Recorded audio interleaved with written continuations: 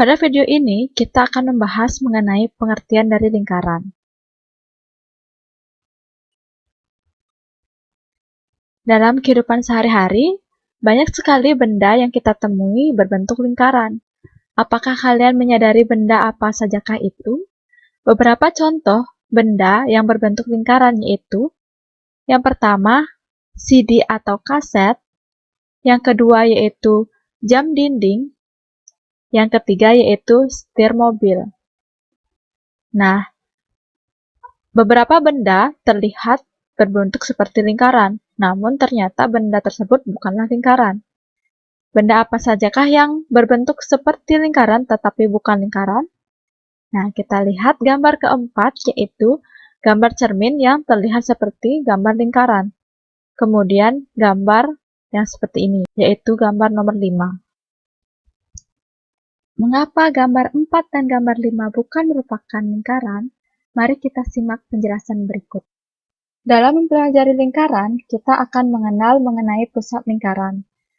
Pusat lingkaran, visualisasinya yaitu berupa titik. Pada penjelasan kali ini, kita misalkan pusat dari lingkaran itu adalah titik O. Kita akan membuat ruas garis dengan panjang 2 cm, yang mana ujung dari ruas garis tersebut kita misalkan dengan A. Kemudian kita buat lagi ruas garis yang berjarak 2 cm terhadap titik O, yang mana ujung dari ruas garis tersebut kita misalkan dengan titik B. Nah, selanjutnya dengan cara yang sama kita memperoleh titik C yang berjarak 2 cm terhadap titik O.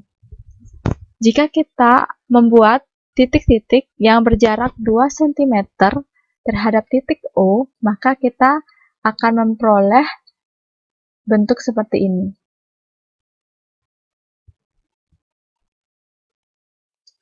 Bentuk inilah yang dinamakan dengan lingkaran.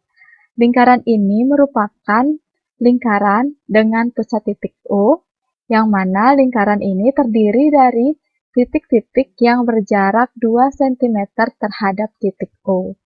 Nah, dalam bentuknya, titik-titik ini tidak harus berjarak 2 cm terhadap titik pusat.